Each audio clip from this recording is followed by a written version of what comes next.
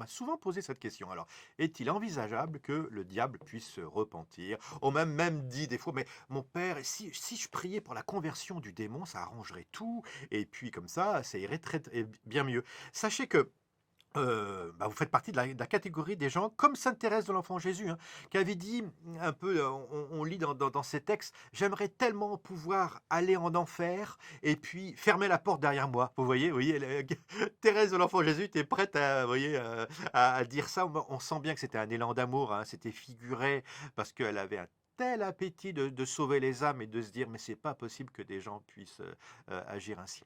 Alors, sachez que il faut revenir au principe. Le démon, c'est qui? Le démon, c'est un ange mauvais, hein. Mais avant d'avoir créé les êtres humains, fait de corps et d'âme, hein, donc c'est pour ça qu'on est mortel d'ailleurs, hein. Mais d'ailleurs aussi c'est assez sensationnel parce que ça fait que sur cette terre, on peut encore changer d'avis. Et si je suis un grand pécheur, ben, je peux me convertir parce que tant que je suis sur cette terre, il y a cette possibilité de conversion jusqu'à la dernière minute. Et face à Dieu, je pourrais jusqu'à la dernière minute me convertir et me positionner par rapport à lui et renier mes péchés. Regardez le bon larron, il est canonisé par Jésus et il va directement au ciel. Donc il ne faut vraiment pas avoir peur de la miséricorde de Jésus. Nous, on est de corps et d'âme, ça c'est les êtres humains. Sauf que le démon, lui, c'est un ange. Avant nous, le Seigneur a créé nos aînés, qui sont des purs esprits. Donc eux, ils n'ont pas de corps, c'est comme notre âme, si vous voulez. Et ils ont eu à se positionner.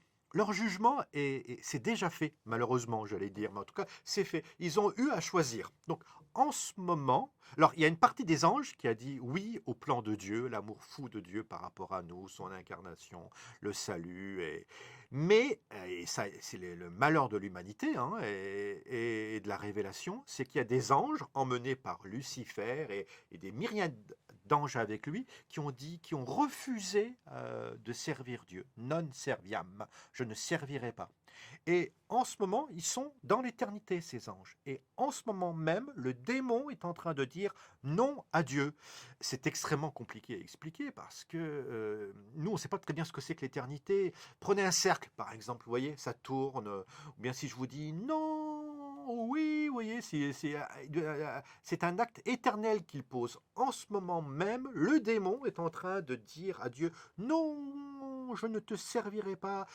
Ton plan d'amour sur une petite créature faite de glaise et d'esprit est ridicule, et je vais te montrer que tu as tort de tant aimer les êtres humains et de donner sa vie pour eux. Donc c'est pour ça que le démon veut emmener notre humanité au suicide, quoi. Quand l'humanité se suicide, quand quelqu'un meurt, le démon, enfin, vous voyez, ou tue son prochain, le démon ricane parce que il montre à Dieu que on vit, enfin, qu'on n'a aucune dimension de vie spirituelle et qu'on ne respecte pas Dieu.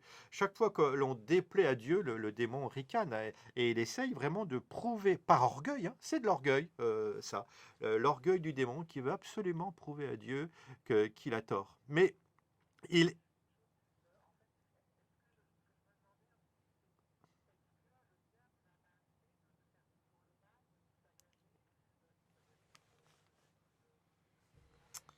Alors, je ne suis pas le diable, donc je ne sais pas les états d'âme du diable, je vais pas me mettre à sa place, mais je peux vous assurer que c'est l'énergie de l'orgueilleux, hein, vous savez. Euh, D'ailleurs, c'est ça qui est assez étonnant. On a tous en nous une capacité de pouvoir dire non. À l'image du diable, d'ailleurs, hein. L'orgueil en nous est capable de nous faire poser des actes. Comment expliquer ça? Bah, je vous prends une petite je vous invente une histoire là, en direct sur Radio Notre-Dame, on est entre nous et imaginons que vous me posiez une question et évidemment je suis quelqu'un de très orgueilleux, je n'arrive pas à répondre ou que sais-je. Et alors, bah vous me dites, oh bah c'est pas grave mon père, en plus vous aimez bien les comédies musicales, je vais vous offrir 2 places pour aller voir une comédie musicale. Et moi, je vous réponds: «Ah non, non, merci, non, non, je veux surtout pas ça, non merci». «Mais mon père, vous aimez bien ça, je vais vous les offrir». «Non, merci». Bon, bah, c'est dommage, j'avais 2 places, bah, je vais en rajouter 1 et puis moi, je vais aller voir ce spectacle. Et moi, imaginons que ce soit demain, vous allez voir le spectacle et moi, demain, pendant que vous allez voir votre spectacle, pendant 1 heure, pour moi, pendant tout le temps du spectacle, j'aurais pu aller voir un super truc qui me plaise, bien enfin, qui allait bien me plaire. Et bien, pendant tout ce temps-là, pour moi, ça sera l'enfer, vous voyez? Par moi-même, je me suis mis dans une situation, vous m'offriez d'une manière très gentille quelque chose, un cadeau que je pouvais apprécier, eh bien, j'ai dit non, et je me suis mis moi-même en enfer. C'est quand même incroyable. Tout ça par mon orgueil. Bon, mon exemple a des limites, hein, pardon, mais vous comprenez bien que c'est pour vous expliquer qu'on est capable de poser des actes d'orgueil qui nous privent de quelque chose de bon. Le démon s'est privé de quelque chose de bon. Il sait par orgueil que c'est pas bon de se mettre en contraire, enfin, contre les projets de Dieu, de pousser l'humanité au suicide, à la mort, à nous haïr. Je vous assure qu'il y a vraiment, le démon a une haine contre nous, mais c'est pas possible. Donc, ça sert à rien de prier pour lui. En ce moment, il est dans cette logique d'éternité. Vous pouvez rejoindre l'éternité en ce moment par votre prière, d'ailleurs. Mais vous pouvez uniquement rejoindre, par exemple, en ce moment, il y a des gens qui sont morts et qui meurent et qui savent pas très bien, faut-il aller vers Dieu ou plutôt faut-il aller vers mon orgueil. Ils n'ont pas du tout envie de se convertir. Donc, il faut prier pour ces âmes qui, au moment de basculer, pour qu'elle puisse dire oui à Dieu et qu'elle ne bascule pas du côté de l'enfer. Et comme vous pouvez également prier pour les âmes du purgatoire, qui elles ne sont pas en enfer, mais qui expient leurs péchés, et elles, vous pouvez les rejoindre pour qu'elles basculent du bon côté. Donc, votre prière, elle doit aller vers les mourants, hein, vers ceux pour qui on ne prie pas. Vous imaginez, le SDF là, qui est en train de mourir en ce moment, cette personne à l'hôpital, pas chrétien du tout, personne ne pense à lui. Priez pour lui, pour le repos, pour qu'il puisse vraiment choisir Dieu. Priez pour les âmes du purgatoire, mais ça ne sert à rien de prier pour le salut du démon, parce que lui, c'est déjà fait.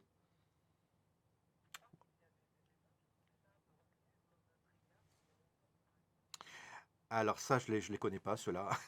Et surtout, si j'ai un conseil à vous donner, c'est que le démon est quelqu'un d'extrêmement astucieux et il veut toujours qu'on parle de lui. Ça, c'est sûr, hein. C'est le roi, c'est le propre de l'orgueil et de l'orgueilleux. Et alors, il véhicule tout un imaginaire, une peur, une crainte. Les gens sont terrifiés par rapport au démon. Et il aime qu'on ait peur de lui. Alors qu'il n'est pas du tout à l'égal de Dieu, hein. Le démon, c'est qu'une créature de Dieu, hein.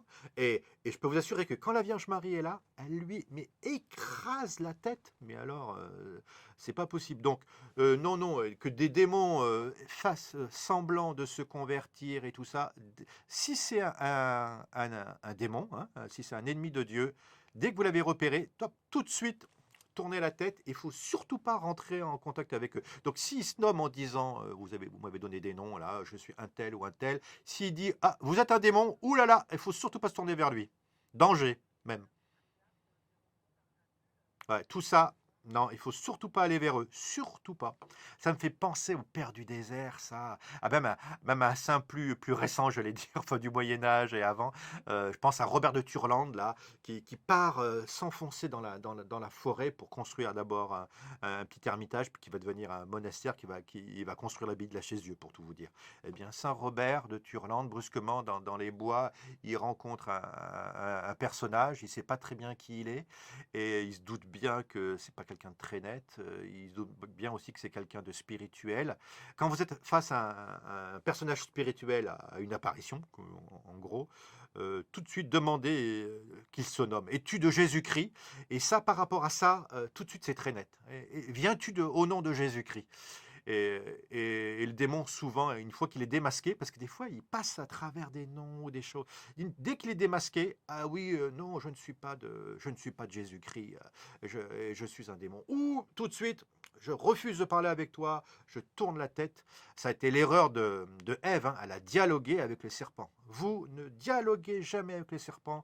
Toutes ces histoires de démons, des fois qui sont fascinants. Les gens sont fascinés par rapport aux démons et à toutes ces histoires sombres et occultes. Nous, chrétiens, nous sommes des amis de la lumière et on se tourne euh, vers celui qui est ressuscité. Merci en tout cas, Ismaël, de nous avoir appelés.